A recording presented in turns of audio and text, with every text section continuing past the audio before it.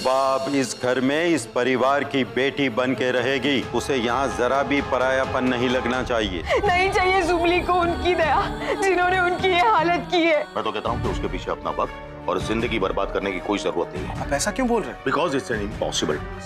Mister Rishi, आपने इस लड़के का लुक चेंज करने हमें बुलाया था। पर क्या हुआ? What happened? वो देखो आ गई। तुम लोग गए नहीं अभी तक? बचाओ इस पागल से। रे पागल किसको बोला? पागल तू, तेरा पूरा खानदान। तुम लोग दोनों ना गए काम से गए। आज तुम लोग को नहीं छोड़ूंगी।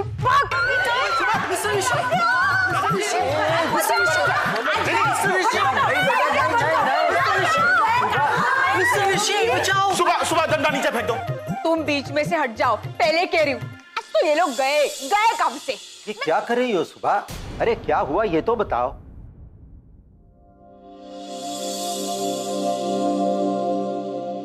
हाय। कौन हो तुम लोग? अरे ऐसे मेरे कमरे में घुसकर कैसे आ गए? बाहर चलो। हमें लोग जादूगर कहते हैं और हम अपने जादू से तुम्हारे रंग रूप को बदलने आए हैं डार्लिंग।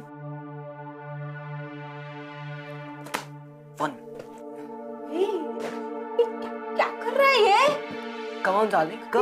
हाथ मत लगा, हाथ मत लगा। कम। लगता है इन बालों ने कभी शैम्पू के साथ फ्रेंडशिप नहीं की।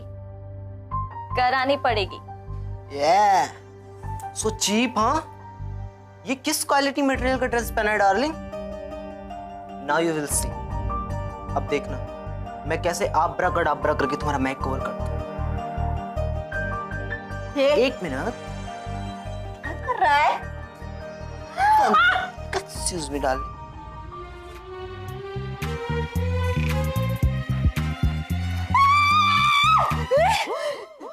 तुम दोनों मुझे मारने के लिए आए हो ना? कौन हो? क्या हुआ डार्लिंग? मैं तो सिर्फ तुम्हारी कमर का मेजरमेंट ले लिया। वो हो बुआ। रुक जा, अभी तुम लोग तुम लोग गए। भागो भागो भागो। बचाओ बचाओ के बच्चे। Look guys, जो कुछ भी हुआ उसके लिए आई एम रियली सॉरी। सुबह की ओर से भी मैं ही सॉरी कहता हूँ। और ये रही आप लोगों की fees. Thank you. Thanks for cooperating. देखो तो इसको कैसे घूर रही। आखिर है कौन ये? जाता है कि धुआं भी हाँ, चले गए आतंकवादी। नहीं सुबह बेटा, वो आतंकवादी नहीं थे। ऋषि ने उन्हें बुलाया था तुम्हारा लुक बदलने के लिए। ये तुम्हारा दिखावा बदलने के लिए। पर उसकी क्या जरूरत है? मैं जैसी हूँ वैसी अच्छी नहीं हूँ। हाँ, मेरे नानू हमेशा कहते थे कि मेरी सुबह ना एकदम बुट्टी फूल है। और वो लोग मेरे बाल को हाथ लगा के, कपड़े को हाथ लगा के ना खराब बोल रहे थे। तो गुस्सा नहीं आएगा दादाजी? बापूजी, देखा ऋषि इसके लिए इतना कुछ कर रहा है और ये कुछ समझ ही नहीं रही। हाँ, तो नहीं समझ रही तो हम उसे समझाएंगे बकुला बहू। सुबह बेटा, तुम सही है। चलो डंडा मुझे दो, ला। नहीं, क्या भरोसा, कोई उन कलमुहों को फिर से बुला सकता है। सुबह बेटा, तुम्हें तुम्हारी लाडूबा पर भरोसा है ना? तो फिर ये डंडा फेंक दो। वो लोग अब वापस नहीं आएंगे।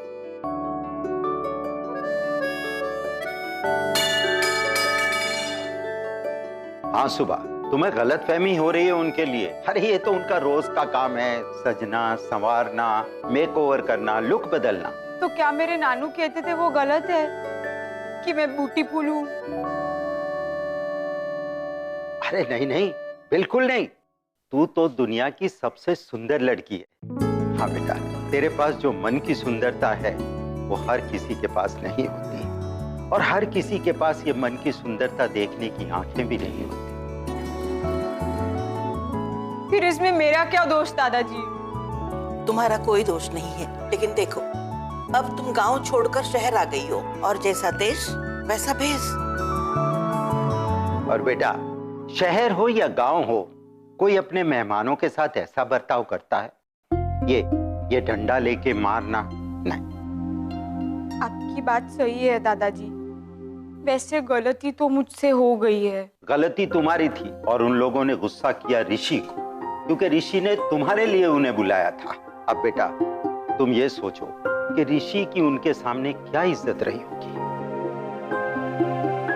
और नहीं तो क्या, कितने बड़े हेयर स्टाइलिस्ट और फैशन डिजाइनर को बुलाया था ऋषि भाई ने। और ऋषि भाई, आपने सुबह को एक शब्द नहीं कहा, ऊपर से सबके सामने आपने उससे माफी मांगी, जबकि माफी तो सुबह को मांगनी चाहिए थी। और फिर भी आप वो इसलिए क्योंकि जो सुबह ने किया ना वो उसका स्वभाव था, लेकिन जो मैंने किया वो मेरी फितरत है।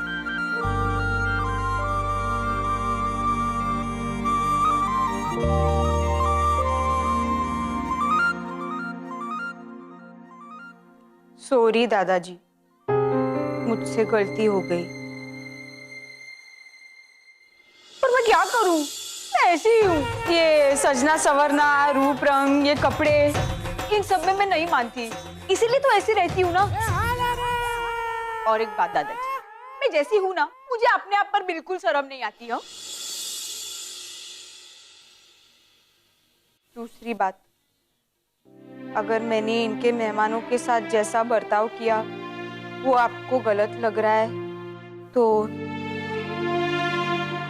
मैं आप सबसे हाथ जोड़कर माफी मांगती हूँ।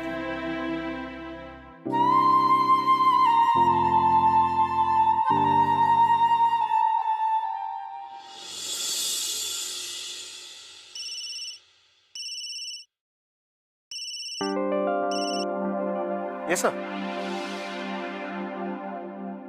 Right? Just a second. Yes, sir.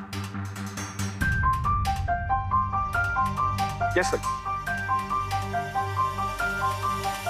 Please let me explain this. Yes, sir. All right. Thank you so much, sir.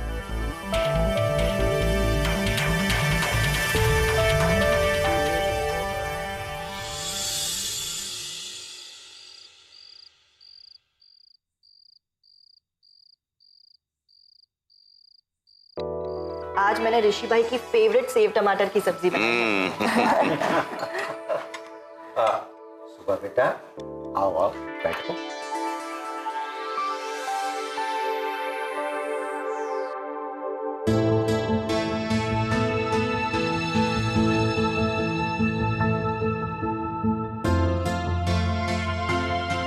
बकुला बहू, सुबह को खाना परोसो। जी।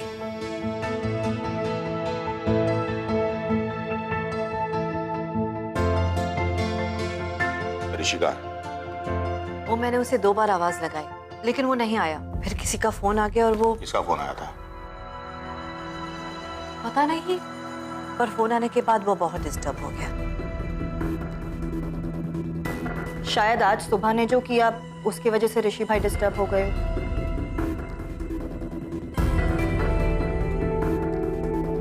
क्या ऐसा भी तो हो सकता है फैशन डिजाइनर और हेयर स्टाइलिस्ट ने फोन करके उनको कुछ उल्टा सीधा सुना दिया हो? बहू, क्या ऋषि ने तुम्हें ये बताया? नहीं दादाजी, वो तो मुझे लगता है कि ऐसा हुआ होगा। देखो बेटा, अपनी सोच तुम अपने मन में रखो, बोला मत करो, क्योंकि तुमने जो सोचा वही हकीकत हो ऐसा नहीं है। हो सकता है कि ऋषि को भूख ना लगी। हाँ,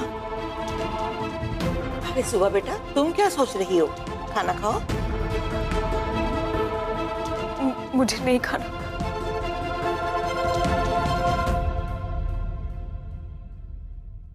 अरे सुबह सुबह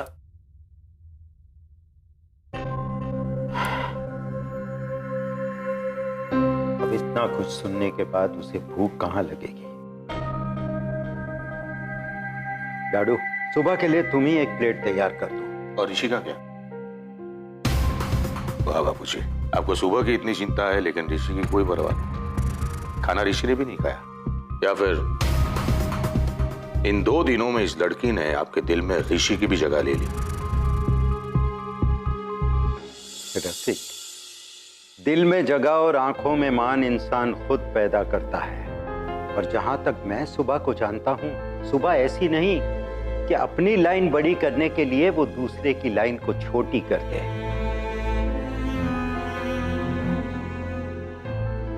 इतनी छोटी सोच नहीं है उसकी। मतलब छोटी सोच मेरी है? नहीं बेटा, सोचने का नजरिया अलग है। जरा सोचो, ये ऋषि का खुद का घर है। अगर उसे भूख लगेगी तो वो खुद खा सकता है, लाडू से कह सकता है, अपनी माँ से कह सकता है। लेकिन सुबह के लिए ये घर नया है, इस घर के लोग भी उसके लिए नए। लाडू, तुम सुबह को खाना खिला दो।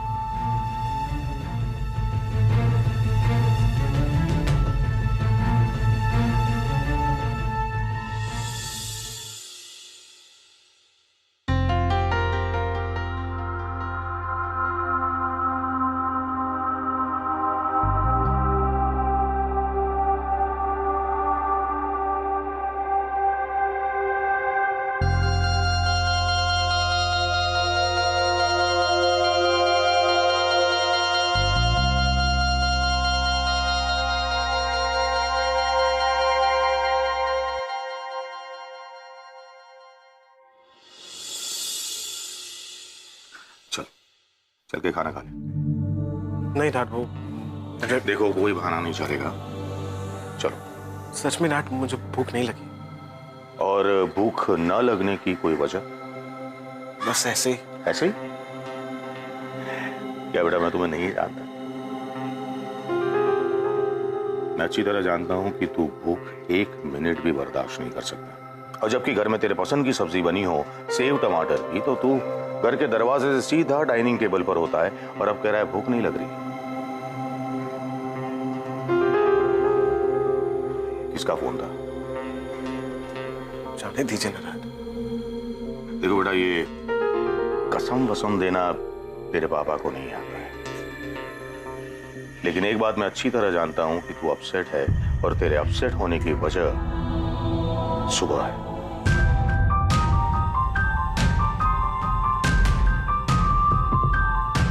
किसका फोन था?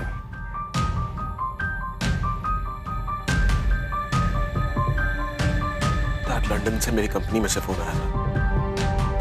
वो लोग कह रहे हैं कि इमीडिएटली जॉब ज्वाइन कर लो, वरना किसी और को अपॉइंटमेंट। हाँ, तो प्रॉब्लम क्या है? जाकर ज्वाइन कर लो। कहीं बापूजी को दिया हुआ वचन। प्लीज ऋषि, ये सब पागलपन। देखो बेटा, एक बात अच्छी तरह समझ लो, सुबह के कोई सपने नहीं है, लेकिन तुम्हारे हैं। पर बेटा, ऐसी अपॉर्चुनिटी बार बार सभी को नहीं मिलती। तुम लंदन जाओ, बापूजी से मैं बात कर लूंगा। नहीं डैड, अपॉर्चुनिटीज तो लाइफ में कहीं मिल जाएंगी, लेकिन मैंने जो वादा किया है वो। खड्डे में गया तुम्हारा वादा। तुम लंदन जा रहे हो बस। नहीं डैड, सुबह की जिम्मेदारी मैंने ली है और अपनी जिम्मेदारियों से भाग जाऊं, ये मेरी फितरत में नहीं। और चुपचाप खड़े होकर अपने बेटे की जिंदगी बर्बाद होते हुए देखना मेरी फितरत नहीं है। मैं तुम्हारे सपने में टूटने नहीं दूंगा, चाहे उसके लिए मुझे कोई भी रास्ता अपनाना पड़े, मैं अपनाऊंगा।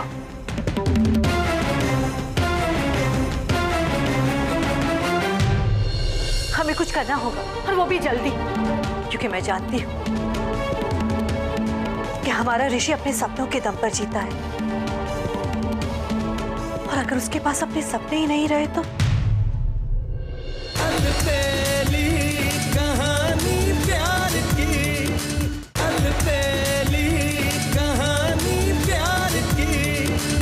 सुबह खाना खा लो, जिद नहीं करते।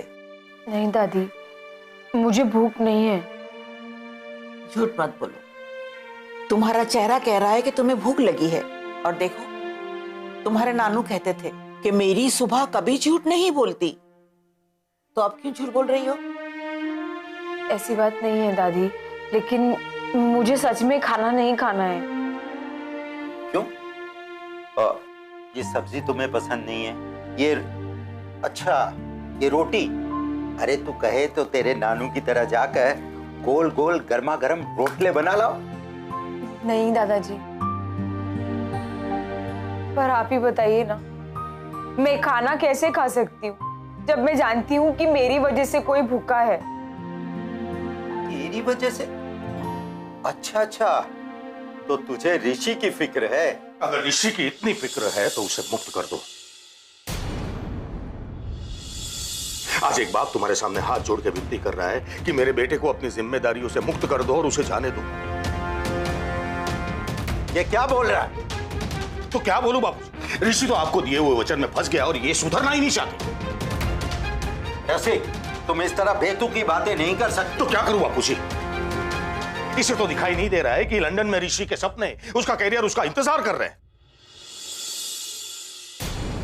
हाँ, जानता हूं, लेकिन इस वक्त ये गिनाने का क्या मतलब? क्योंकि ऋषि को लंदन से फोन आया था। जिस कंपनी में उसे नौकरी मिली है, उनका फोन था कि ऋषि ने इमीडिएटली ज्वाइन नहीं किया तो उसकी जगह किसी और को ले लेंगे।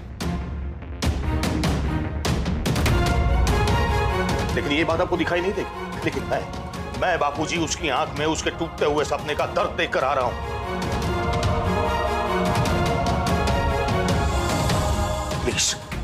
प्लीज बाबूजी को बोल दो कि तुमने ऋषि को मुक्त कर दिया। उसके बदले में तुम्हें जितने पैसे चाहिए, नया घर चाहिए, मैं सब कुछ दूंगा, लेकिन प्लीज मेरे बेटे को जाने दो प्लीज। रसिक, तुम इस तरह सुबह से बात नहीं कर सकते।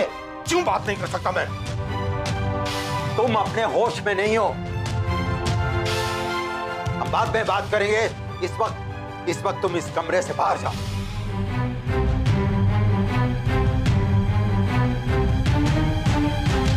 सुना नहीं तुमने? कमरे से बाहर जाओ।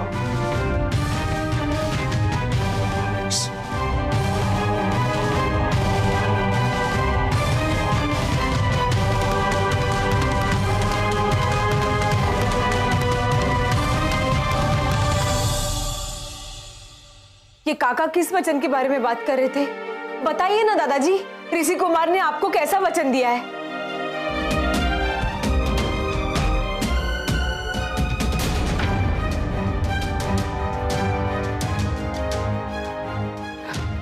वचन दिया है तो क्या पूरी जिंदगी दे देगा सुबह को वो?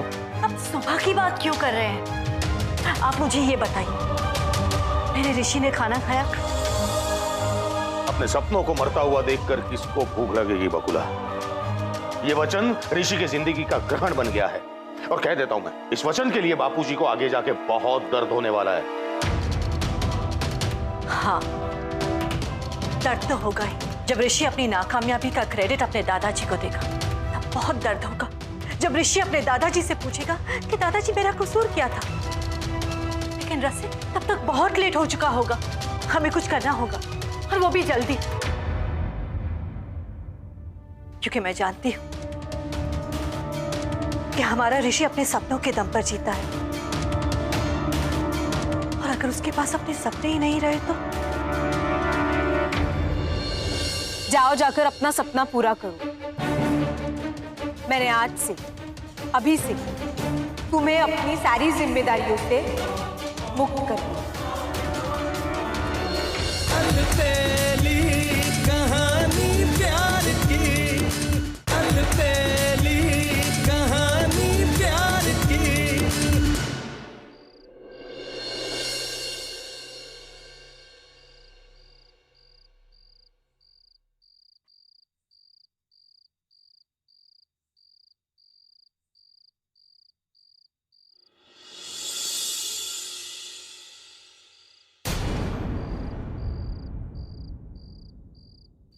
क्या है? और तुम यहाँ पे क्यों आई हो? तुम्हारी तरह खाली पेट हवा खाने नहीं आई। ईला भाभी ने ये सेव टमाटर की सब्जी भेजी थी तुम्हारे लिए, तो लेकर आई। लो, खा लो। नहीं खाना है मुझे। और एक बात बताओ, घर में इतने सारे लोग हैं, फिर तुम्हें आने की क्या जरूरत थी? शौक नहीं है मुझे। मेरे नानू ने एक बात बताई थी, वो बताने आई कि कोई भी इंसान जब त्याग करता है ना, तो उसे ढिंडोरा नहीं पीटना चाहिए। मतलब मैं ढिंडोरा पीटता? हाँ? मुझे लगता है तुम्हें ना कोई मिसअंडरस्टैंडिंग हुई। ना अवे, वो कुछ मिस कुछ नहीं हुआ अभी। ये 2 दिन से मैं भी शहर में रह रही हूँ ना, मुझे तुम्हारा सब गणित समझ में आ गया है, इसीलिए कह रही हूँ चुपचाप ये खाना खाओ और जहाँ जाना है ना देश विदेश निकल लो। चला जाऊंगा, लेकिन उससे पहले जो जिम्मेदारी ली है उसे तो पूरा कर लो। जिम्मेदारी? कैसी जिम्मेदारी? तुम्हारी जिम्मेदारी। मैंने दादाजी को वचन दिया कि मेरी वजह से तुम्हारी जिंदगी में जो भी नुकसान हुआ ना, उसकी भरपाई करके दूंगा। ये वाह, ये वचन देके तो तुमने मुझ पर उपकार कर दिया। हाँ, सुबली नाम है मेरा और किसी का उपकार नहीं लेती मैं। तुम जाओ अपना सपना पूरा करो, मैं अपना फोड़ लूंगी। मतलब तुमने कहा और मैंने मान लिया, ठीक है चला जाऊंगा। मुझे आज नहीं तो कल, यूके नहीं तो न्यूजीलैंड, मेरी जॉब तो लग जाएगी। लेकिन तुम्हारा क्या? सुबह तुम्हारे अंदर वो काबिलियत है कि तुम अकेली जिंदगी की सारी चुनौतियों का सामना करोगी। मैं पढ़ा लिखा हूं, तुम हो। मेरा साथ देने के लिए, मेरे लिए केयर करने के लिए मेरा पूरा परिवार है। तुम्हारे साथ कोई भी खड़ा है। सुबह ये अकेली जी लूंगी, ये सब बोलना बहुत आसान होता है, जीना उतना आसान नहीं होता। अरे वाह ऋषि कुमार, तुम मेरे बारे में इतना सोचते हो। मत सोचो, क्योंकि ये सुबली अकेली है, जैसी भी है लड़ लेगी। और मेरी जिंदगी मेरा सिर दर्द है ना, तुम क्यों चिंता कर रहे हो? तुम जाओ जाकर अपना सपना पूरा करो। नहीं सुना, ये गलत है। जाने अनजाने में मुझसे जो गलती हुई है उसका बिना प्रायश्चित किए मैं। कहा ना, अरे गलती तो भगवान से भी होती है, फिर तुम तो इंसान हो। वो कहाँ जाना है तुम्हें? अमेरिका और कनाडा, जहाँ जाना है ना जाओ, मैंने तुम्हें माफ कर दिया। मैं नहीं मानता इस माफी को। मुझे तुम्हारी दया नहीं चाहिए। और क्यों तुम मुझे माफ क्यों कर रही हो? शायद तुम भूल गई, मैं वही ऋषि पारेख हूं जिसने भरे मंडप में तुमसे शादी करने से इनकार किया था। मेरी वजह से तुम्हारे नाना जी नहीं रहे। तुम तो मुझसे नफरत करती हो, मुझे बर्बाद होते देखना चाहती हो ना। फिर अचानक ये मेहरबानी कहां से आ गई? क्योंकि मेरे नानू ने मुझे सिखाया था कि जिंदगी में सबसे बड़ा पाप किसी इंसान का सपना तोड़ना होता है। मैं अनपढ़ हूँ, गंवार हूँ, अकेली हूँ, जैसी भी हूँ, ये कभी नहीं चाहूंगी कि जिस इंसान ने मेरे साथ बुरा किया उसका भी बुरा हो। इसीलिए कह रही हूँ ऋषि कुमार, जाओ जाकर अपना सपना पूरा करो। मैंने आज से, अभी से तुम्हें अपनी सारी जिम्मेदारियों से मुक्त कर दिया।